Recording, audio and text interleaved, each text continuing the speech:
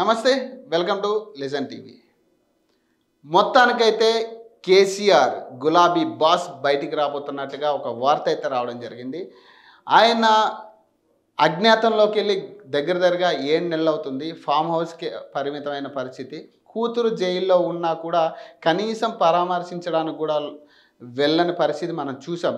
నిన్న కూడా మంత్రులు కానీ అలాగే ఎమ్మెల్యేలు కానీ గతంలో మంత్రులు చేసిన వాళ్ళు కానీ ఎమ్మెల్యేలు కానీ 22 మంది ఢిల్లీ పోయిన పరిస్థితి అయినా కూడా కేసీఆర్ బయటికి రాలేదు.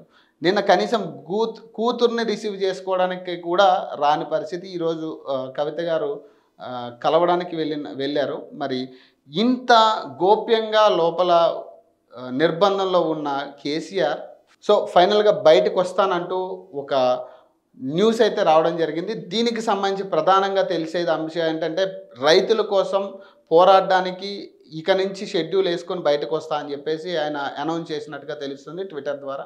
ప్రధానంగా ఈ రుణమాఫీ కానీ ఏదైతే రైతు బంధు ఆయన ప్రవేశపెట్టిన రైతు బంధుకి సంబంధించి ఇప్పుడు సమస్యలు ఎవరైతే రైతులు ఎదుర్కొంటున్నారో దీనికోసం పోరాడతా రైతుల కోసం పోరాడతా అంటూ ఆయన బయటికి రావడం జరుగుతుంది. మరి ఇప్పటికే రుణమాఫీ చేశామంటూ కూడా కాంగ్రెస్ నాయకులు చెప్తూనే ఉన్నారు. పూర్తి స్థాయిలో రుణమాఫీ అయ్యింది, ఖచ్చితంగా 100% మేము రుణమాఫీ చేశామని కూడా వాళ్ళు చెప్తున్నారు.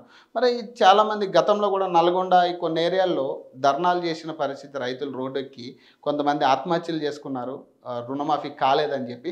ఇప్పటికీ కూడా రోడ్డెక్కి కొట్లాడుతున్న పరిస్థితి రైతులు. రుణమాఫీ చేయలేదు, మాకు 1,50,000 ఉంది అయినా కూడా రుణమాఫీ చేయలేదు. కొన్ని లిటిగేషన్స్ అని చెప్తున్నారు. కొంతమంది ప్రజావాణికి వచ్చి అర్జీ పెట్టుకున్న పరిస్థితులు కూడా మనం చూసాం. మళ్ళీ ఇలాంటి పరిస్థితుల్లో కేసీఆర్ బయటకు వస్తే మరి సిచ్యువేషన్ ఎట్లా ఉంటుంది, మరి ఇది ఏ స్థాయిలో తీసుకుపోవాలనుకుంటున్నారంటే ప్రతిపక్షాల టార్గెట్ కంప్లీట్గా తెలుస్తుంది. సార్వత్రిక ఎన్నికల్లో ఎక్కడైతే లోకల్ బాడీ ఎలక్షన్స్ ఉన్నాయో ఈ ఎలక్షన్స్నే టార్గెట్ చేస్తూ కేసీఆర్ బయటకు వస్తున్నారని కొన్ని వార్తలు అయితే రావడం జరిగింది.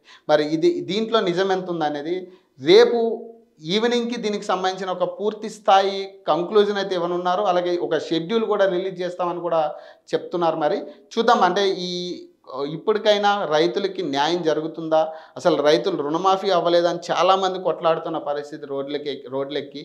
ఇప్పుడు కూడా ఇందాక కూడా చాలామంది మాట్లాడారు, రుణమాఫీ కాలేదన్న, మాకు 1,50,000 ఉంది అయినా కూడా రుణమాఫీ కాలేదని చెప్పేసి.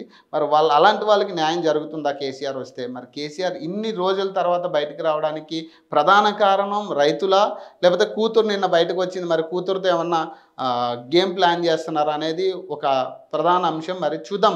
దీనికి సంబంధించి పూర్తి స్థాయి వివరాలు ఇంకా బయటికి రావాల్సి ఉన్నాయి కాబట్టి రేపు ఈవినింగ్కి దీనికి సంబంధించి పూర్తి స్థాయి వివరాలు అలాగే షెడ్యూల్ కూడా ఇస్తామని చెప్తున్నారు.